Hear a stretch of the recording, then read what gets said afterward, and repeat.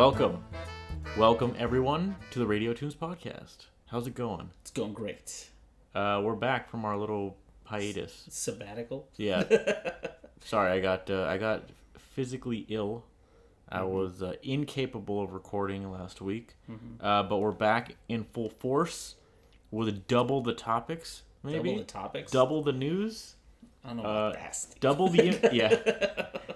the information to throw at you. Obviously, Nintendo Direct happened, so right. That's gonna be news. Can I just go like a side question on this? Do they always do them on the same day, or is it just whenever they decide to do it? I think they give people like a 2 or 3 day advance notice, and that's it. Because I feel like I'm looking for these directs, and then all of a sudden it'll be like, "Oh, Nintendo Direct today." Yeah, and pretty we're like, much. "Oh, okay." Pretty much. Yeah. As far as I'm concerned, that's how it is. It's like they're literally just like, oh, okay, don't look out for a Nintendo Direct this Wednesday, and it's like Monday, so it's like okay. Okay. All right. It's good but direct. Yeah. It's a good direct. I don't know. I didn't say fantastic or awesome direct. I said good direct. Okay, because they started off with Mario Maker. Mario Maker. The second. Yes. Yeah.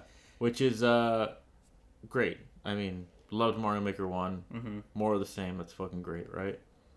I did. Did you see? Did you actually look at the trailer very closely? I mean, I saw that from what it looks like, they're adding everything. Like everything that people didn't have in Mario Maker 1, right? They have in this one. So you have you have slopes first of all. Right. That's what they started off with. You got them slopes. But you can corkscrew on things now, which I saw, and I wonder if they're gonna try to make the physics and stuff a little more true to Super Mario World. I assume if they added Mario World, they added flight. Well, I mean, Mario World was in it. I'm saying No. But in the last one, if they're adding the wings and the capes and everything, are you saying they're adding that, or that was already there? No. Things wouldn't act the same way they would in Mario World in Mario Maker. Okay. Yoshi used to be able to bounce on those saw blades. Mm-hmm. He cannot. He can't in Mario Maker. He just dies, or or something about the opposite or something. Mm-hmm. Just shit would react differently, and people were kind of like, "Can we just make it 1-to-1 the same thing?" And then the what is that called? Super Mario Brothers U. Mm-hmm.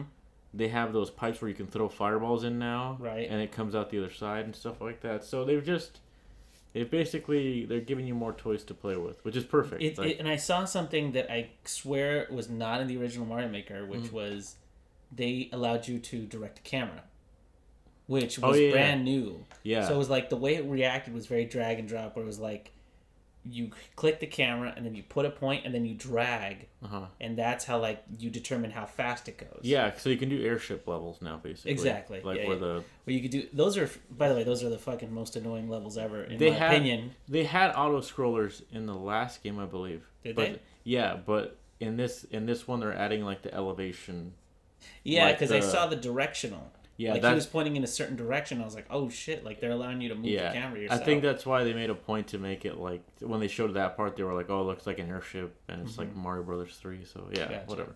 So I think they're gonna, they showed their hand, but I bet you the full scope of that is not completely shown. My thought is that they're gonna add some sort of new 3D element to it. That's their new, thing. Yeah, I don't know. I didn't even consider that they might have more to show. It kind of just looked like, more Mario Maker stuff, which is, it's great. But I honestly thought it was just going to be Mario Maker for the Switch. Mm-hmm. Literally just the same game. Yeah, it did kind of surprise me that they were like, oh, here's Mario Maker 2, a whole fucking new game. But I guess you would have to, because the Wii U one used the gamepad so well. So it's which I'm going to miss, by the way, because that game was made for the Wii U. It really was. The stylus and everything made it fucking awesome, Yeah. Actually, I wouldn't be surprised if when they sell this game, they give you a free big ass stylus or something that says because people forget the Switch has a touchscreen, Yeah. So I don't know. Oh, I've never forgotten it has a touchscreen. Every time I have to enter a password or anything, I was like, thank God this is a touchscreen. But yeah, so I'm sure people were looking forward to that. So there was a tweet that was like, thanks for killing the last thing that we use on the Wii U. Yeah. People were literally like, the Wii U has been drained of like every resource at this point. Yeah. It's like the only thing left on there is like Star Fox. I would love to see Star Fox on Switch. And like, you know, if you really care about it, there's Nintendo Land or like, you know, some of the that was actually pretty fun. Yeah, and Nintendo Land was one of the ones that was truly unique to the Wii U because like it had so many games that used the screen, the tablet and the TV. Yeah, that Yoshi one was awesome. Remember that one? The Yoshi one. There was a ton of where you drew the line. Is that the one? There was a ton of Nintendo Land games that were like perfect for like when you had people over and you were just like, hey, you want to try this little game for like fucking 45 minutes or something. The hide and seek one was my favorite. there was also the Donkey Kong one where you had to tilt the control. That one was so addicting. Did we ever finish that one? I want to say we never finished that one. Probably not. No. It was really challenging though. But the Yoshi one I was talking about was where like there's shit on the TV screen, but you can't see like you can't see the obstacles on the tablet, and you have to draw a line to the fruit by like avoiding the stuff on the TV. That's right. Like it's just really like cool and creative like little games. So yeah, rest in peace Wii U. You're done. The one picture I saw that was stupid was it was Mario. It was the original Toy Story when Woody has his nightmare where he goes like, he's like, oh, Buzz is here. I guess I don't want to play with you. Oh, yeah. And he drops Woody. But somebody just put the Wii U there. Except it's not a nightmare. It's reality, so I'm sorry. I'm sorry. Sorry, the Wii U. Rip. Gone too soon, as they say. Yeah. So, yeah, Mario Maker 2. Great. Cool. And then I kind of feel like it kind of dragged on. There wasn't really anything. And then... Like I guess because when it comes to directs now, I'm just like it's Smash Brothers stuff, right? Like it's always like Super Smash Brothers. Like talk about Smash. Yeah, it's like a character or some shit or something like that. But it kind of wasn't, and people were expecting Animal Crossing news, which it wasn't. But they did have 2 new demos. Yeah, Yoshi's Crafted World got a demo, which we played on the show. Yeah, which was actually pretty fun. Yeah, I was actually pretty surprised how fun it was. Yeah, considering what we were doing in the game, because it's just Yoshi's Island. It's the same formula, but like somehow they keep making it fun by adding these like fun environments. It's good. I mean, it's well made. What Nintendo does really good with what I thought was good about Woolly World too is like you could tell it's like really polished. Like might not be like the hardest game ever, but it's still like really enjoyable and like everything about it. It's like. Makes it a satisfying game to play, and like it's always like what's cool about those first party Nintendo games too is that they're always really inclusive. Like people can just jump in whenever they want, and there's no bones about it, you know. Like like you could just pick up a controller and hop in on Yoshi or like Super Mario 3D World on Wii U is just hop in anytime, who cares? And they're not very intimidating, at least not in the very beginning, because if you played Woolly World, like the first few levels are relatively easygoing. Yeah. Like you can just knock them out. But once you got to like the real like last levels, that's when it started to get really difficult. And getting those extra red coins or doing all the extra stuff was really difficult. Yeah, it kind of reminds me of started punishing you. It kind of reminds me of Kirby because like Kirby is a game that I won't always play by myself. But anytime I have my Switch, our niece is like, "Oh, let's play Kirby because you can just." It's like that. It's really not hard to play, and like you could just jump in at any moment. I could be like halfway through a level, and like my nephew or niece just be like, "Let me hop in there, let me play with." It's like that's what's good about it. That's what Nintendo does best. You can tell that's their number one focus. And with those games like Woolly World and then this one is that whatever theme they're carrying through, they make sure to really upplay the theme. So like in Epic Yarn, or no, that's Kirby. I'm sorry, Woolly World. In Woolly World, everything he did was themed around yarn. So anytime he like unraveled something, it would take the time to do that animation. Yeah. Or like whenever he made his eggs, quote unquote, it was just like a little ball of yarn. Like it really like I love those kind of games because they stick to their theme very well. Yeah. And in this one, it's like everything's constructed with like boxes and like paper plates, dude, and felt. I love that. Somehow like it's somehow even more than like Woolly World. I love the aesthetic of Crafted World just because it's like I think a lot of people have had like that thought as a kid where it's like I can make anything out of trash, like a little city or like you know what I'm saying? Like I remember watching Sesame Street, they would always have like these cool little like music videos or something where it's like they built like this whole little city out of like construction paper or like trash or something, and I would just be like, oh, it's so cool. I could do that because I have those things in my house. You know what I'm saying? Like, I have garbage in my house. Yeah, and of course when your mom sees it, she's like, throw this shit away. But yeah, what came after that? That was It was like a... There was a few more, like, Treasure Tracker got, like, a new DLC mode, and then Daemon Machina is, like, a new game. Oh, yeah, that's the other game that we played on the show. Yeah, we also played the demo for that one, too, which is pretty decent. Check it out if you, check out the game if you want to play, like, an anime-style, like, mech shooter. Yeah. It's pretty decent. The first, like, download it and play the demo, definitely, because the team was all about, like... The head of the team was there in the direct, and he's like, please download the level. It's still work in progress. Let us know what you think. I like that. Yeah. I always like it when they... So even though I didn't find it all that interesting, but it's because and you can see it on the show because Steven played it. I didn't.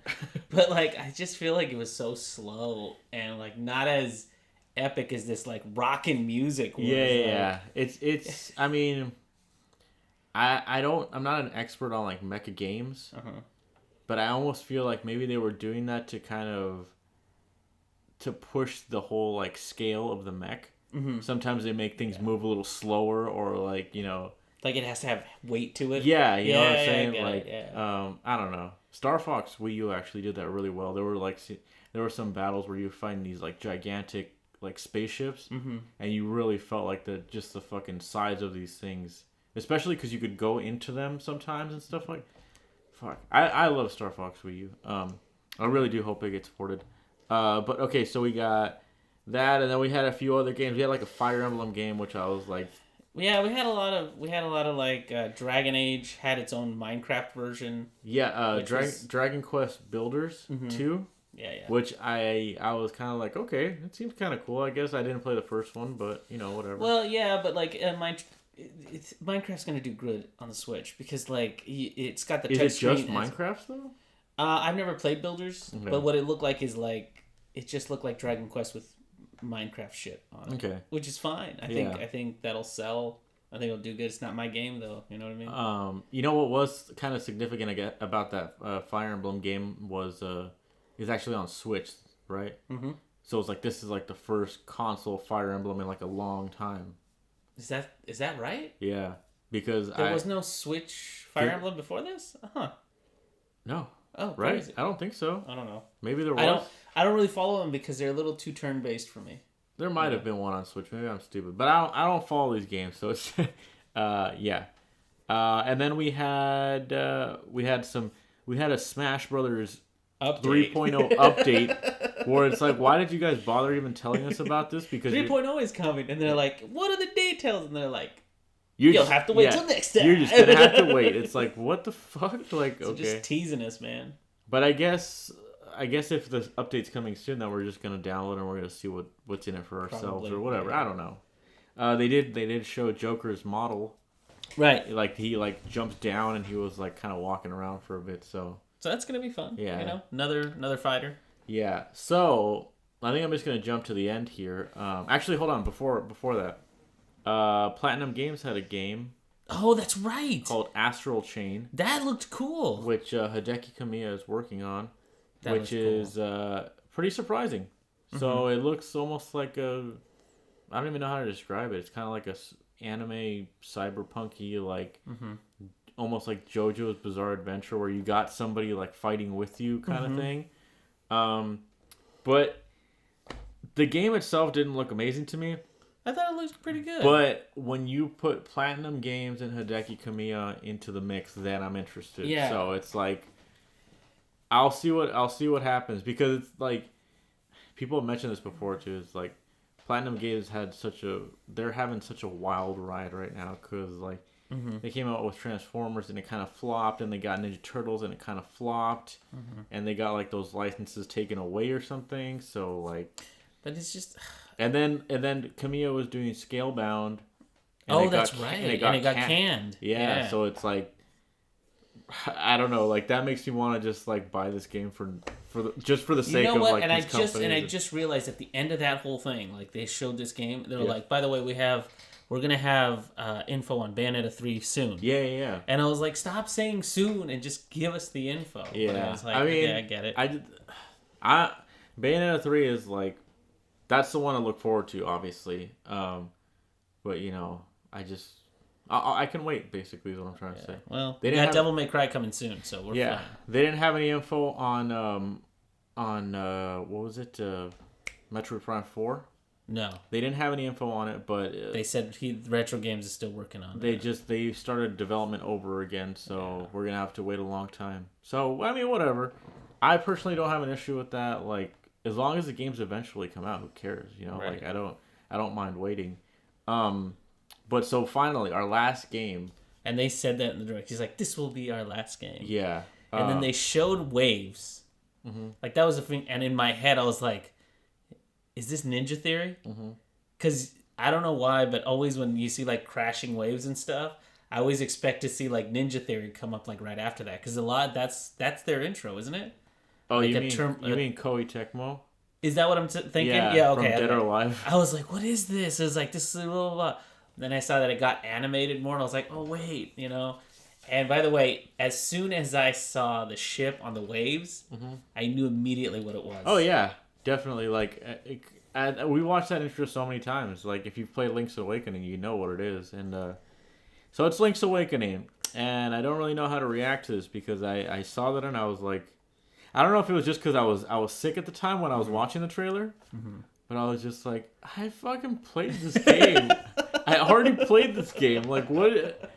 Like, and like people were super excited for this, and I was just like why? Because you never got to fucking play it, and now you can finally play it with pretty graphics. Like, go play the Game Boy version. It's a good game. Like, okay.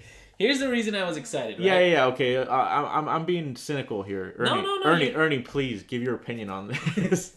Listen, I know why you're cynical because it's like this has been Nintendo's playbook for a little bit. It's been like, let's rehash our old shit. Yeah, right?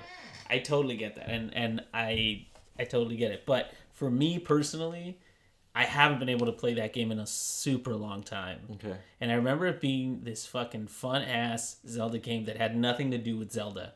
Which is which was the first one in the series, and I think the last time that Zelda had nothing to do with this.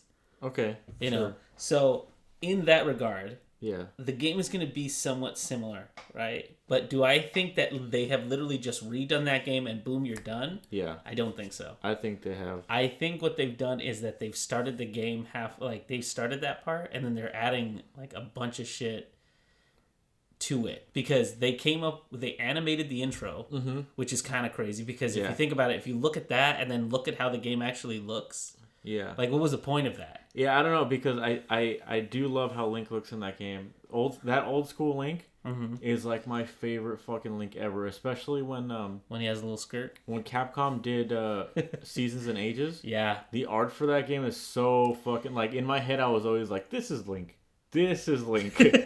This right here? Yeah. This is Link. Like his big like poofy hair and like his... Capcom I love the way Capcom animates their characters, and that's what it was. But I don't think that that's going to be it. I really don't. No, maybe not. I mean... Because here's the thing. There's a lot of the same staples, but I hope that they do the same thing that they did with... what is it called? Link Between Worlds. Like, it's obviously not called A Link to the Past. Right. But they use the same map. No, but like Majora's Mask and Ocarina of Time were pretty much 1-to-1. Yes, like, they were. So I don't know, but like the thing about coming from me, it's like I literally just played this game like not 3 years ago on my 3DS. Like I've played this game like you played the DX version, right? No, the regular one. The regular black and white one. Yeah, I think I told you this like the. I bought that game, and then I didn't realize that the DX version was on the 3DS shop as well. I was like, why the fuck would they? Why wouldn't they just put the DX version? Oh Whatever. Anyway, I played the shit out of that game. Anyway, so I'll say this about Link's Awakening. Like, first of all, it's an amazing game. Right. Everybody knows that. Like, Zelda 1 and Zelda 2 are hard to go back to. Link's Awakening, I can still go back to that game and play it. Like, there's not a lot of, like, bullshitty parts that are, like, unfair for any reason. There wasn't any type of, like oh, here's this part was designed to just frustrate you because, you know, scoring system or something dumb. There's no obsolete systems getting in the way of that game. It's just solid. And you could still play it today. That's why I don't think they're going to have to do too much tweaking to make it, you know, quote unquote modern or whatever. As far as like the art style goes, like, I really don't fucking care. Like, it looks. I was like, what? It looks I was very like, Minecrafty or something. Yeah, I was like, okay, I guess. Like, I guess I'm just not the person to talk to this game about because I'm like, I already played it. Like, what do you like? I already know what happens at the end. So it's like, what are you gonna tell me? Like, I don't know. I'm sure I'll get it though. You know, it's coming out on Switch, so another game to play on Switch. It's cool. Nice. Now, do you think it'll be a full retail game, or do you think it'll be like it's $60 already? How do you know that? You can pre-order it. Yeah. Damn, they had this ready to go then. Yeah, they did. Did it say holiday? I don't know for the release date. I don't actually didn't see the release date, so I'll have to check that out. But like, okay, it comes out like next month. If I was to just talk about Link's Awakening by itself, no remake involved, Link's Awakening is like one of my favorite Zelda games. It's fucking great. It's a great game. It has really good characters. It has like cute little nods to like other Nintendo games, including a Chain Chomp and like there's a which by the way I thought was very funny because like a friend of mine who was like, "What the hell is that thing doing there?" I was like, "What are you talking about?" He's like, "It's Chain Chomp. That's a Mario thing, not a Zelda thing." And I was like, "Yeah, I know, but there's a little crossover here." Yeah. Besides, it's a dream. Remember, it's a dream. Ernie, you can't spoil the ending for people. I'm gonna cut that out. I'm gonna bleep that out. And people can go play it for themselves. But there's also a Yoshi doll. That's right. There's a Yoshi doll. There's all. And then one of the characters looks like Mario. There's a picture of Princess Peach straight up. Yeah. Do you remember that? Yes. Yeah. So there's a lot of little nods to other Nintendo games, which is great. I used to love when they do that. I feel like they don't really do that as much anymore. No. You remember in Mario RPG when you could straight up find Link and Samus like sleeping in the inn? That was so dope. That's so great. Like.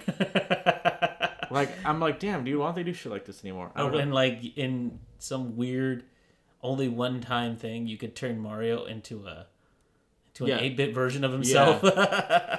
Which back then wasn't even too long ago, but yeah.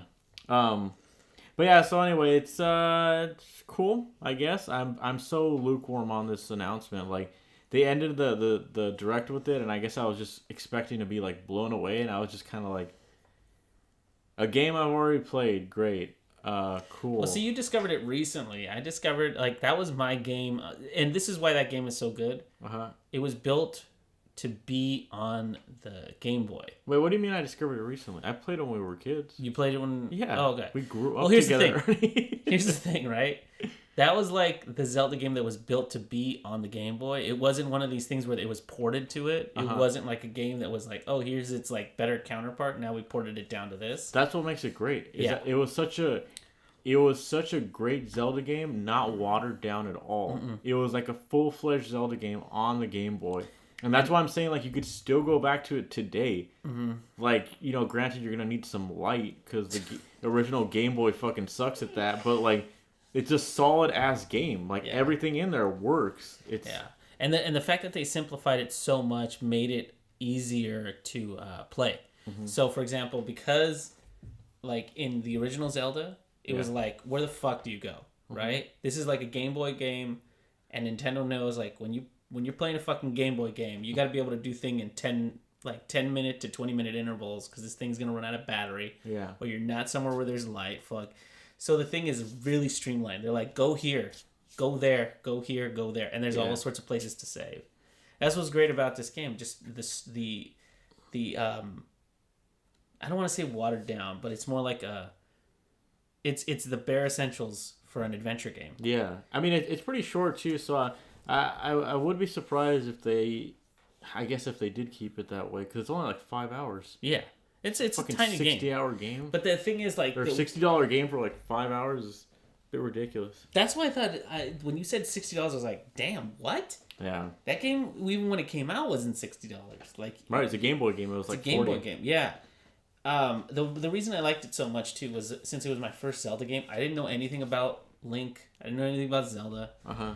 And literally, it's like, here's a sword and a shield. Go do your thing. And there's no, like... expectations to have this or have that or have this. It was such a kind of like a blank slate for things. Yeah, I really enjoyed it, especially since like it was almost like you say a blank slate, and it kind of it literally is like a blank slate for Link because he ends up washed up on this island. Yeah, where nobody knows who he is, and it's I don't know, it's cool. Especially because like, well, I shouldn't say especially. I guess they all do that. Like this one. This one, like, you could use your name and stuff. Mm-hmm. And there's a part where, like, when you first find your shield, they're just like, oh, your name was inscribed on the back of it. And they say, like, your name. And I'm like, oh, that's cool. Like, and then the same thing is, like, here's your shield. And it's like, I think you had a sword. And you have to go get your sword. But it's not, like, on a pedestal. It's not, like, a thing. You just, like, go get your sword. Yeah. It's right there. And then you get it and you're like, hey, now I can attack. Blah, blah, blah. You know, everything is very... I guess the unimportance of you saving the world or whatever makes this game kind of unique. You know what I mean? It's like you gotta save Zelda and like fucking save the world. And I was like, wait, well, no, this time you're just trying to get off this fucking island. It's like a little Lost thing. Yeah. It's one of those stories. I don't know what to call them, but it's like you're kind of just you happened upon this island and you both see benefits from like your goal. So exactly. There you go. Yeah. But speaking of remakes. I say that what I just said about Link's Awakening, me not being excited, right? Mm-hmm. I just played the Resident Evil 2 remake. To its full whatever completion. You beat both? Yeah. Claire and Leon. Yeah, so let me say this too. If you're a fan of the podcast, you know that I wasn't excited about this game at all. Mm-hmm. I was very lukewarm about I was like, okay, cool. Like it's a game of RE2, cool. It's a game that's already been out, right? Whatever. Right. But I think they did a really solid job recreating it. And I had a really good time just going through it again because it's like, when's the last time they made like a classic style Resident Evil game like this? Like I feel like it's been like Resident Evil 4 was the last one Resident Evil 5, I take that back. Resident Evil 5 was like the last one that I played. So it's been a fucking minute. Right. Actually, Resident Evil Revelations was kind of like that too. Well, anyway. Wait, did you play Part 2 or Part 1? Part 1 on 3DS, which came out like in 2012 or 11, so it's still a long time. But it was pretty good. I really didn't think I was gonna enjoy it because I don't like scary shit.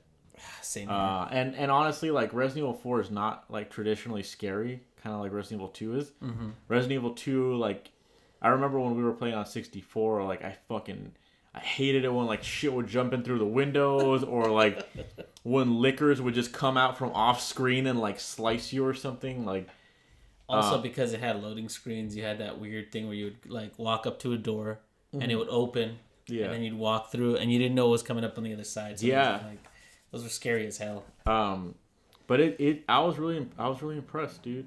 I was like, holy shit, Capcom. They're doing it. They're like, you're doing it. They're winning me back. They really are. They're doing such a good job on these games. You could tell, like certain aspects of it were kind of rushed. Like what? And when I say that, I mean like some of the animations were a bit jank. So like little things. I did see some glitch videos. Yeah, like little things like Claire pulling out her gun. Uh-huh. One of the guns that she has. She holds she does like kind of like a fan the hammer thing like McCree because she has a revolver, and you could tell like she's trying to lock into her standard like pointing the gun forward, but then it kind of like glitches and she puts it on her side. It looks really jank. If once I mention it, you would notice it. Okay. But it's like one of these things that I'm just kind of nitpicking. Can I ask you a question about what? It?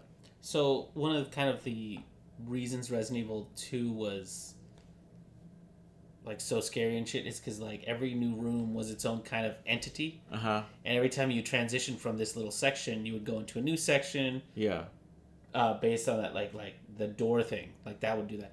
Now it's like that doesn't fucking matter. Yeah, it's really... So you're running through each door and you're just opening shit up, and zombies can come from anywhere. How does that add or detract from your gameplay experience? It honestly feels like a different game. Mm-hmm. But at the same time, I still feel like I'm in the Resident Evil world, like helplessly being attacked by zombies and like fighting to survive kind of thing. Mm-hmm. Because when I first started playing it, I ran up to the door at like the police station, mm-hmm. and I was expecting like a loading screen or something, but you just open the door and walk in. Damn. So like wait, in the very beginning? Yeah. Okay. So you're just like you're in there, like especially on PC, the loading times are like non-existent. Like the game has to load like when you die, obviously, and when you first start up. But other than that, there's no loading screens. So it's like, yeah, it's ridiculous. And I don't know if you've seen it, but like there's a guy that follows you around eventually, mm-hmm. and he is like chasing you down and stuff.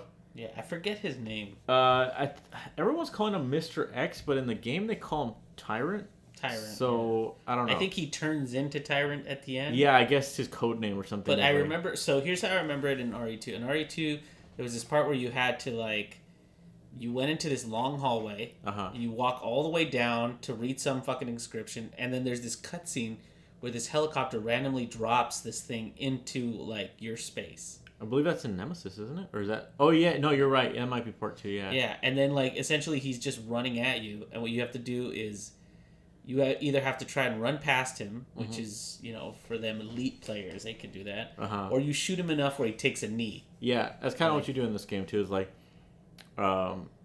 this game also has, like, flash grenades and shit like that. Right. So there's a lot more ways to escape from him. You could also kind of, like, glitch it out.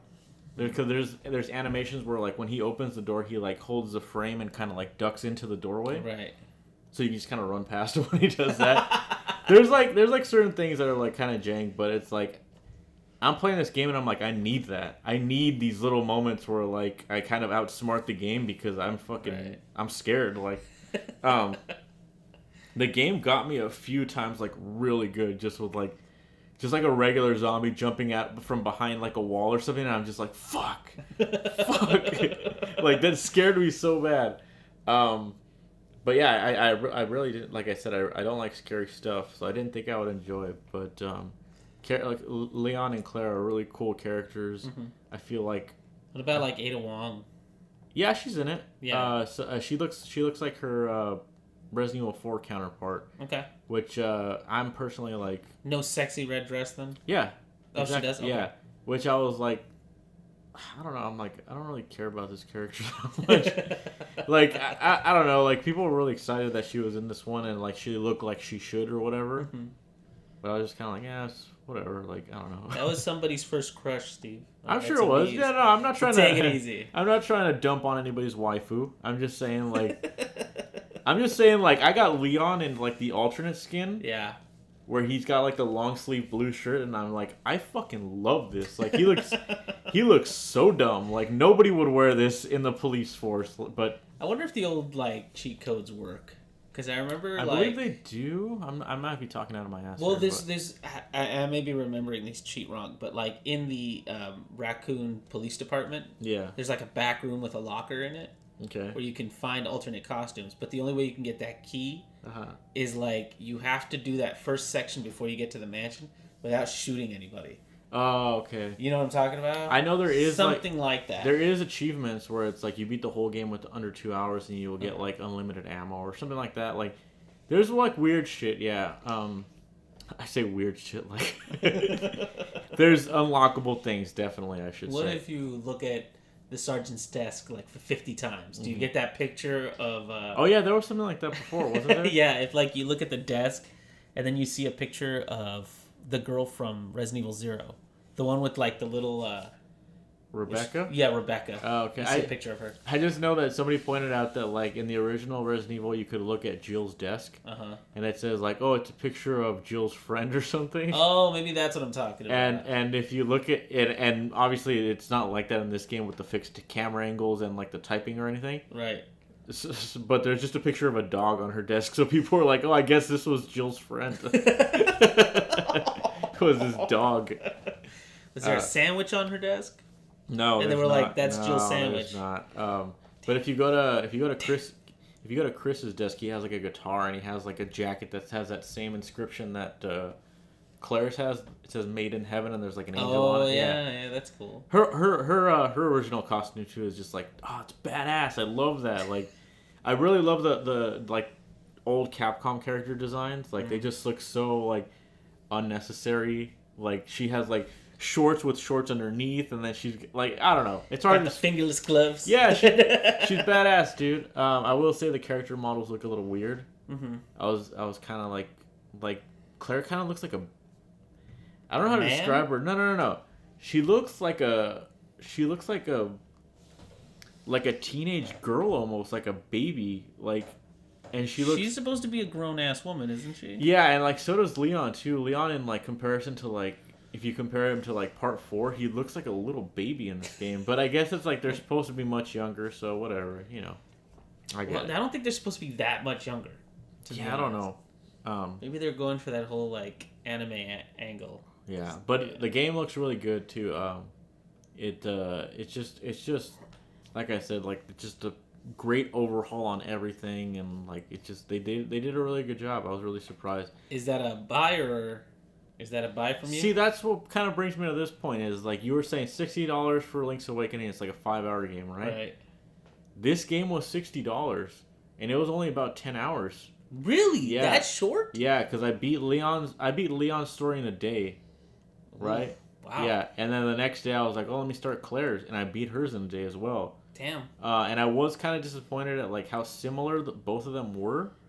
Because towards the end, they don't really deviate from each other. Well, like, no, not the last part. Because supposedly the last part is like, you just gotta. It's that run from Tyrant. Okay, so like in my head before I played this, I was thinking like, okay, so you play one story and then you play the other side of the story, and they're both doing different stuff in the mansion at the simultaneously, right? Right.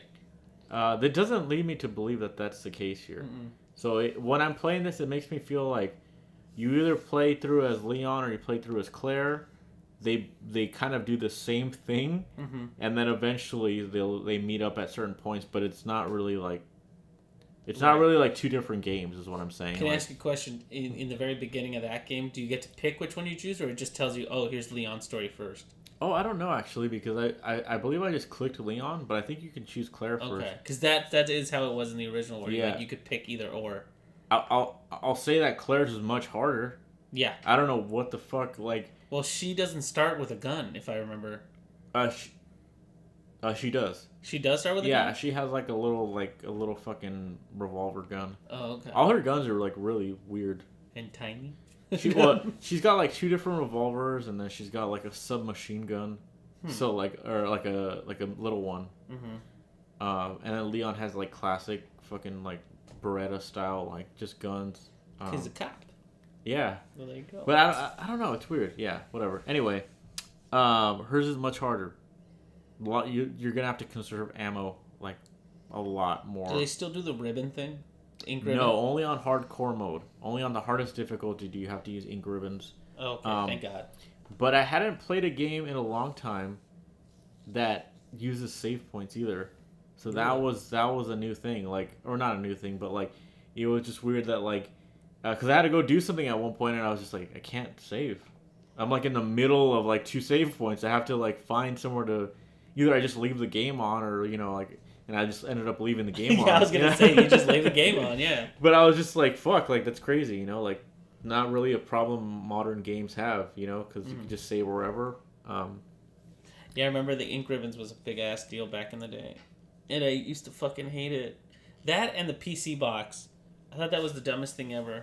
You mean just the weapons box or whatever? Yeah. Okay. When you could trade things to each other, like Leon could pick something up, and then like you could, I think you could leave something for Claire. I think that's how it was in Code Veronica. Oh, that's Code Veronica. Was that what it was? I think so. There was like something about like if you left the golden guns for Claire, I forget. Yeah, you could leave them at the very end for her. For Steve or Claire, one of them. Yeah, Steve? I don't know. I forgot. Anyway, it's great. I would say check it out, especially if you like survival horror and you're a fan of Resident Evil like 4. Uh-huh. I think it's good. I think you're gonna like it. I definitely enjoyed it. I don't know if I'm gonna buy it, or I don't know if I'm gonna play it, because to be honest, it feels like one of those games where I'm just not interested in horror games. That's what I thought too. But it was $42 on CD keys, deluxe edition with everything. Oh. That's not how I played it, but one of my friends actually just connected his Steam library to mine. Oh, cool. Yeah, so I was able to just play it for free, which is like, honestly, dude, when people say like a price shouldn't be mixed into the review of a game or something, bullshit. like maybe you don't. Yeah, you know what? When I play a game for free, I enjoy that shit way more. Like, you know, like it's. I think it's an argument. Like, I understand why they say that, because like we don't use that for movies. Like, you have to rent a movie, but it's like all movies are the same price. Yeah. So you know what you get into. Games matter because they're not all $60 anymore. Yeah. You know. Exactly. Fucking Cuphead $20. I'm like, hell yeah, dude. Hell yeah. So much frustration in that game. I would have paid fucking $80 for this game. Are you kidding me? Oh my god. But yeah, so enough about that. I didn't want that to take up the whole podcast. Well, it did. See you next time. Well, you know what's funny is like I had a topic in mind for last week because it was a hip happening game that everybody was playing. Hip happening, hoop hap? Yeah, I think you know what I'm talking about here. Do you? Guacamelee 2? Yeah, totally, Steve. That's the game that everybody's playing right now. Guacamelee 2.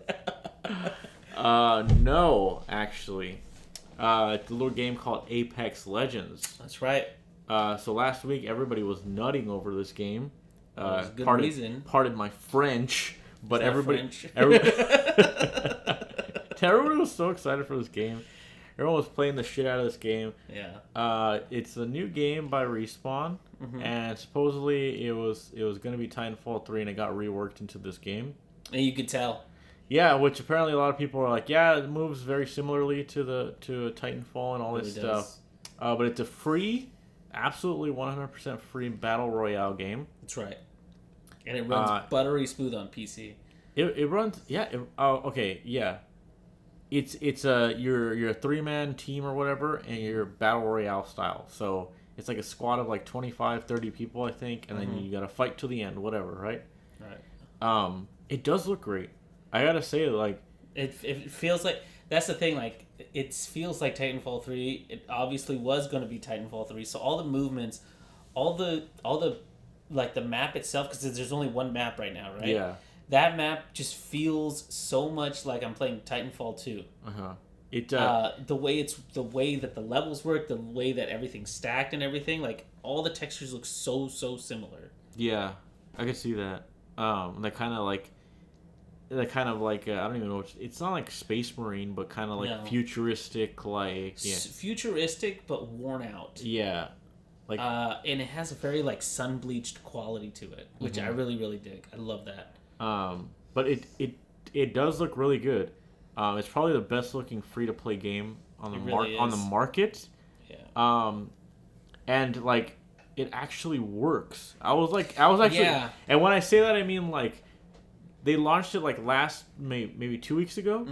No server issues as far as I'm concerned. No, and the one thing I really appreciate about this game is like Fortnite and PUBG. I always felt like the guns were jank. Like, there's some logic to the guns that I never got. But this one, it feels like, oh man, it feels like I'm just playing like just a really good first-person shooter, and like apparently we're all in here fighting each other. But like the guns feel like they hit when they're supposed to hit, and they feel like, okay, I am doing damage. Sometimes in Fortnite, I'm like, am I even doing fucking damage? I can't tell. Yeah, a lot of people were saying it feels like a Source game. Yeah. So like they're saying the shooting feels really satisfying. I'm not even. Yeah. I don't think it is the Source engine. I think that's wrong. I don't think so. I think it's I think it's the Respawn engine. Okay. But yeah, it does feel really good, and like the feedback on things feels really nice. Yeah. All the like that's what I do like about it is the variety of guns. Yeah, and they matter in this one. They really do. Yeah. But so I was playing it with 3 people. Right? At first, I was just playing by myself because I was like, I just wanted to try it out. With randos. Having an absolutely miserable time. Yeah. I think you should play this game with friends. I think it does benefit a lot from that. But when I actually ended up winning a round, I I was really surprised at how unsatisfying it was. I was working like I was like, all right, that's gonna be my goal. Like, you know, like I want to get a fucking victory royale or whatever. Finally, I want to get one. It finally happened, and I was just like, that was it. I was like, it kind of felt like it was 90% luck. Yeah, that's the thing with these battle royale games, right? It's not only you're fighting people, but you're fighting the environment, and wherever you drop has a lot to do with what happens in the game. Because as of right now, if I'm not mistaken, the guns are always in the same place. Well, there's designated loot spots, so there's like, you can look up a map right now, and it'll tell you like, here's where you want to go. Yeah, right away. There's like places that are marked like purple, and it'll say like, here's the high tier loot, right? Here's like the mid tier loot, and here's the garbage. And if you're anywhere near the high tier loot and you get it, you have a better success rate. Yeah. And then like the way that it always happens in these is like the circle starts to close. Yeah. And that sometimes just takes people by surprise. They're like, "Fuck, I am like." The fact that you have to run to stay in the circle, like I understand it's part of the game. But that will kill you. Like will kill you a lot too. The circle's not as scary as other games, apparently. No. So if you're outside the circle, you just lose damage slowly. Right. Whereas, like, I don't know how it works in other games. That's exactly how it works in the other games. I thought in other games it was like you die instantly, basically. No. You start losing health.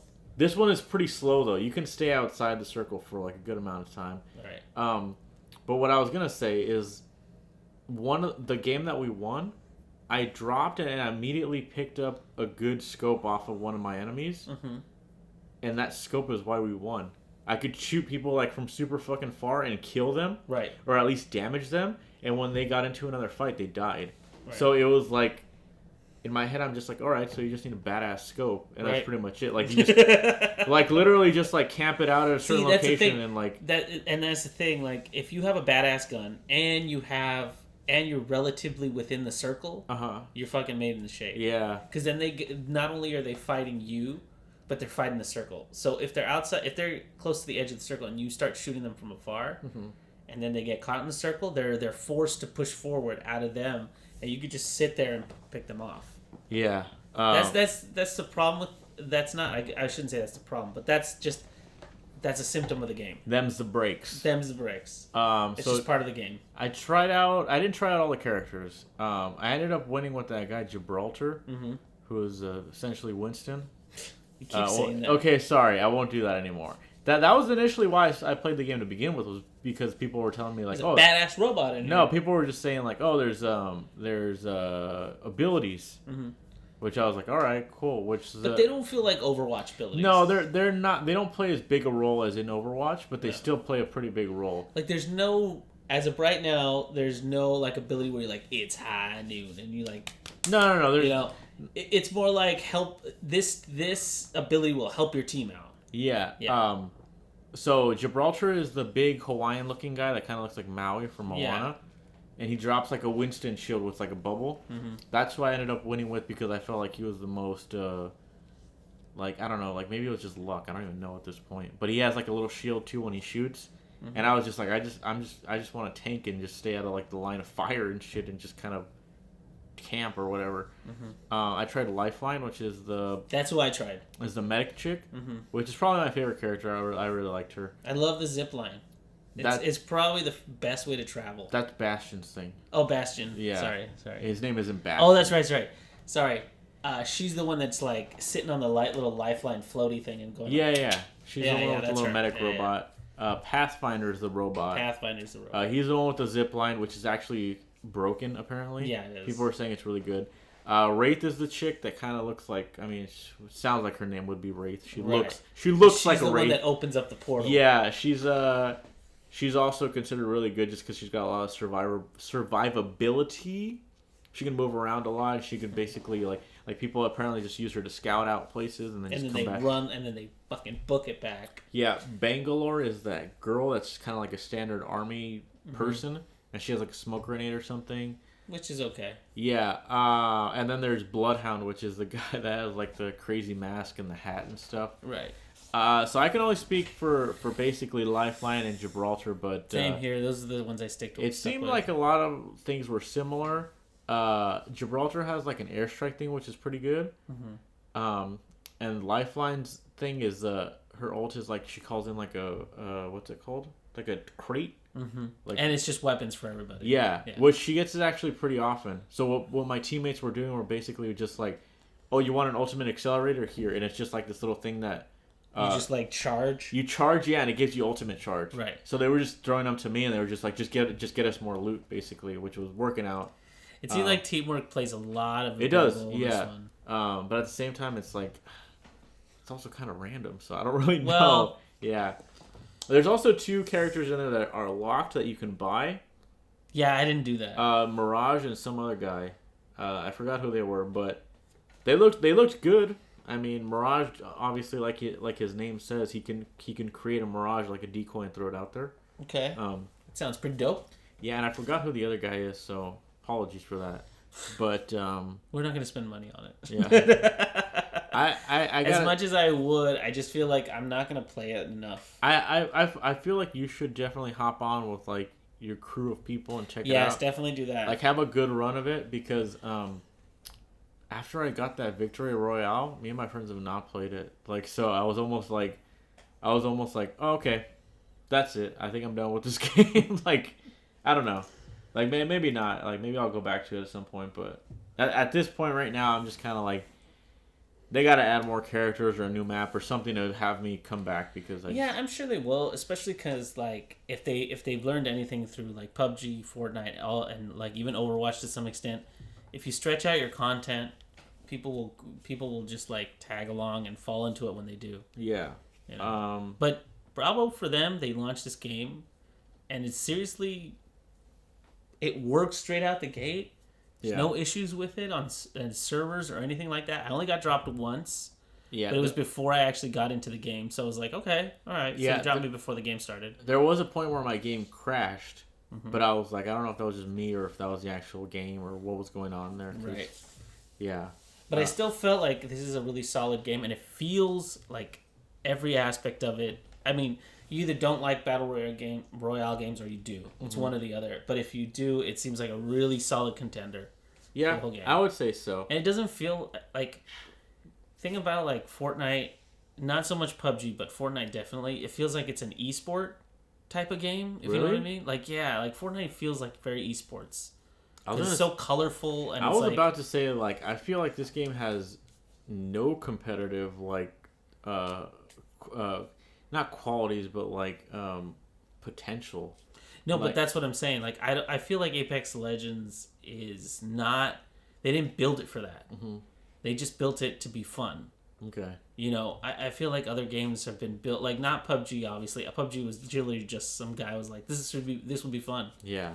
Fortnite feels like a lot more streamlined and watered down, and it's like you need to know it clearly what's happening. You know what was weird though too is like, okay, so Call of Duty has Blackout, which is essentially the same thing, right? Their character models look super jank when they're not holding anything. Their fists look like really dumb, just like PUBG does. And I was like, why do they all look like this? I think it's the amount of characters that need to be screened at one time in the environment. Well, I don't know, but this game came out and I'm just like, finally, like, what the fuck? Like, I don't know. They see, like, I don't know what it is. This game looks great. Like, what the fuck? When I used to play Titanfall and Titanfall 2, I was like, how the fuck does it look this good? And you got fucking giant ass robots running around this stage. Mm-hmm. But I don't know. They made it look great. Yeah. And even when you have like when you jump into a mech and everything, I don't feel like there's a drop in quality. That's cool. It always looks really cool. Kind of made me like curious about the Titanfall series because I feel like Titanfall 2 especially was so short-lived. Like it was like I don't know if it was a launch title for Xbox One, but I remember when it came out, it kind of went away fast. So yeah, actually, to be honest, like it's weird that you say that. Like I was gonna get it, but like the thing I played about Titanfall, and I believe Titanfall the original was only like 40 or something like that. Because it was just multiplayer. It's just multiplayer basically, and the single player was just a bunch of multiplayer maps, and that was it. And then this one came out, and I was like, they were like, oh, it's got a full-fledged first-person or like a story campaign, yeah. And people were like, no, it doesn't. It really doesn't. It's just the same shit over again. And then there's better mechs and blah blah blah. I was like, cool, and I didn't play it. I'm gonna be completely honest. I didn't play Titanfall 2, and what's funny is my nephew was like. hey, do you want this? Yeah. And it was Titanfall 2. I was like, oh, you don't want to play this? Wow. I was like, no. And it's like, he gave it to me and I still didn't play it. Well. So, I mean, I don't know what it is. Maybe I remember playing Titanfall so much, but when part 2 came out, it was just like, eh. And I have no idea why, because the whole, like, jumping into a mech thing was very cool to me. Yeah, I feel like other games took things from Titanfall, definitely. Oh, like, sure. Yeah. Like, that slide, that whole, like, being able to jump and double jump in a battlefield like that, it just, there's a lot of stuff that's... There was a mech that, like, could catch bullets in his hand mm-hmm. and then, like, shoot them back. Right. And I was like, there's straight up something like that in BioShock. Yeah, Return to Sender. Yeah, and I was like, seems like they kind of just... That's a cool off. one, man. It's a cool... every mech has their thing, and, like... Not to do a review of Titanfall, but, like, they made it so that there's 3 versions of Titans, and then you build on the abilities from there. Like, there's the tank version, there's the meaty version, and then there's that, like, light one that can run real fast. Oh, okay. But you gotta, like, bulk them up in other ways and shit. And then from there, you get to pick armor and weapons and blah, blah, blah. Mm-hmm. So it's like, yeah, that's cool. Yeah, we're looking to wrap this up, so I don't want to talk. Sorry. I don't want to get into a Titanfall review, but I just wanted to say too that like I kind of wanted to get in on this one like when it was early too, just because I hate learning curves and I hate like having to learn a game again, just because like I shouldn't say that I hate it, but it's like. I wanted to get in when everybody sucked, and I could still have a chance to win, basically, because, like... I think you'd do fine. No, yeah. Playing Overwatch so much, I feel like that's already put you in a better league. Okay, sure. Yeah, like, that's the other thing, too, is, like, aiming is completely different in this game. Mm-hmm. In Overwatch, guns don't have recoil. So this is kind of a whole nother beast, you know what I'm saying? Like, like burst firing is actually a real thing here. It's not like... No, I know. That's why I really feel like the guns here have... This is the same thing that was missing from like PUBG and Fortnite. You shoot a gun and it feels like you're just shooting any fucking gun. Yeah. You'd be shooting a sniper rifle and it's the same fucking thing. Yeah. But like you don't know the heaviness of it based on what the recoil is or anything. And in this one it's like...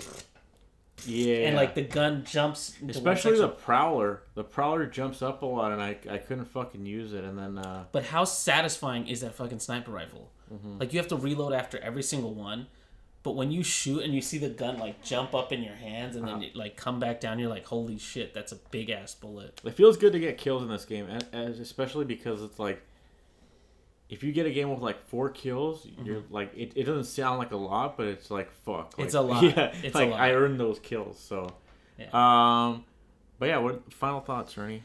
Final thoughts is the direct could have been better, but I'm good. I think glad so with too. what I got. I think the direct could have been better too. But you know, I don't know if I'm yay or nay on just remaking a bunch of old shit. Mm-hmm. Because I am excited. I'm not going to lie. I am excited for the Link's Awakening. But, like, other games, like Resident Evil 2, I'm like, I'll pass on that one. Yeah, who knows? They're basically just following the movie industry trend now, which is just like... Just remaking their old shit. Yeah, because they already have that fan base, you know? Mm-hmm. So it's like, you guys are going to buy it. Just fucking do it. Like... And then as far as Apex Legends goes, I was like, as a new contender in the Battle Royale thing... I think a lot of people are going to enjoy it. Yeah. I think that, weirdly enough, I think that their 3-player thing is going to help differentiate them a lot. Yeah, I like it because of that. I didn't think I would like before Overwatch. I fucking hated team games, but after actually getting like 2 or 3 people and playing a team game online, I've found the joy in it, in the coordination and like the communication and stuff. I found that I actually enjoy it. So I don't know what it is, but. You know, when you lose a person in a 4-man squad, it doesn't seem that heavy. Mm-hmm. But when you lose a person in a 3-man squad, you're like, we're fucked. We're so fucked right now. You know what I mean? Yeah, kind of. Yeah.